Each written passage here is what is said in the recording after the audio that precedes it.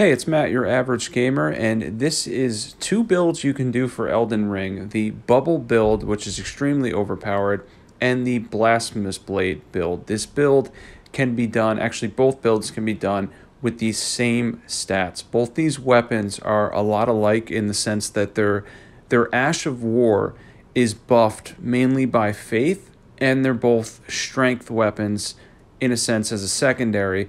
So you can use both these very overpowered, powerful builds. I'm going to go through both of them and show what I use for each individual build, for both individual builds, and honestly dominate the game. Any boss that isn't bigger or doesn't take a lot of bubble damage can then be handled with the Blasphemous Blade with just a few things changed. And we're going to go over all of that. This is a really powerful, potent build in Elden Ring. Honestly, both of them work fantastically. This is something that I've used to get through the game many times. We're on max scaling here at Journey 8, by the way, and let's get into it. Before we dive into it, if you're not subbed, definitely hit that sub button. Subscribe to this channel for awesome overpowered PvE builds. There's already a ton on there, and there's going to be a whole bunch more coming out. It's been awesome so far, and this community's been growing. It's been great. Definitely hit that sub button. And now back to business. With the max scaling of the game, the bubble build absolutely rips with our stats and our setup.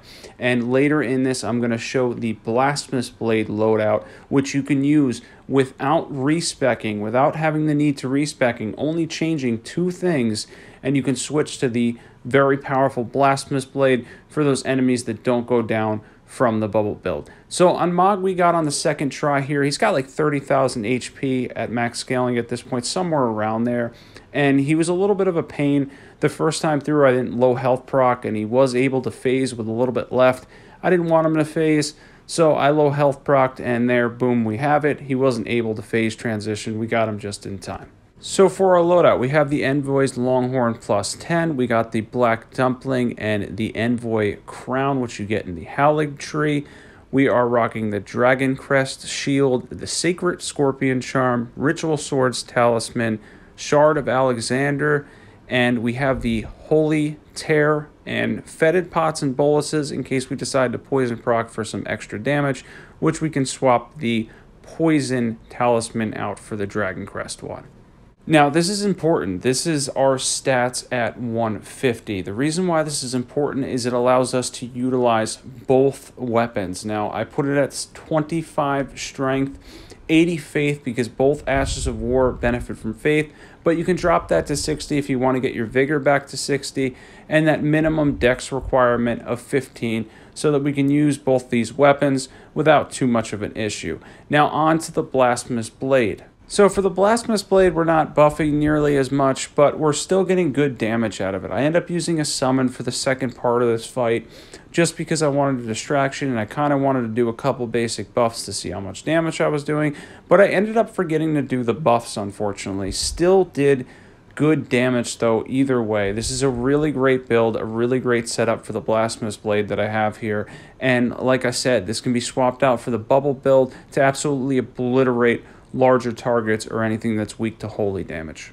If I didn't mention it, by the way, you get the Blasphemous Blade from Rykard, one of the main remembrances in Volcano Manor, and then you get the Envoy's Longhorn from the medium-sized marshmallow guys. They're in the Haligtree, as well as the Capital before it turns to Ash. I think there's just one there, and he can drop it around. It's around a 4% drop rate, so it's not too bad to get, especially if you boost it with the Silver Scarab and the Silver Pickled Pal Foot. Give you a little bit of a boost, and you'll have it in no time. Our setup here is slightly different. I mean, we have the Blasphemous Blade plus 10. I'm still using a weightless seal because it's just for buffs. Why not have it weightless? And then we have the Black Dumpling, Dragoncrest, Fire Scorpion Charm, Ritual Swords Talisman, Shard of Alexander, and then we have the Fire Tear instead of the Holy Tear, and then Fetid Pots and Boluses if we need that as well. Now for this dragon, it was a little bit different. I ended up trading here. He does take additional fire damage, and we did buff a little bit, but we're doing around, I don't know, 12 or 15,000 damage, something crazy like that on him. And like I said, we end up trading here, but you can see the damage numbers, how much it was. That's why I kept this video and put it up there, just so you can see how much you can do to them. And then I'm going to show the buffing here and how much you can do to the trees as well. So the first thing we're going to do if we want to do the whole buffing system and get an incredible amount of damage out of these two is we're going to proc the Black Dumpling after we low health proc with either Seppuku or Bloody Slash. Either one works fine.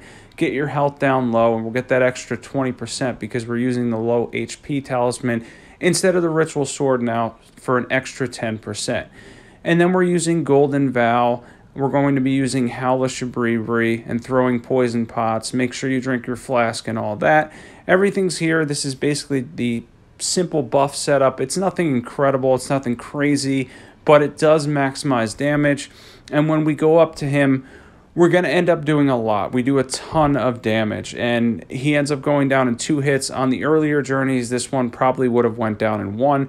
But on Journey 8, he does have, I think, like 20,000 HP, so it took 2. And there you have it, 2 of my favorite builds and favorite weapons in Elden Ring that you can use with the same stats. It's really awesome that you can use these 2 together. Now, if you're not subbed, definitely hit that subscribe button. There's a ton of great builds on my channel. Thanks for watching, everybody, and I'll catch you guys there.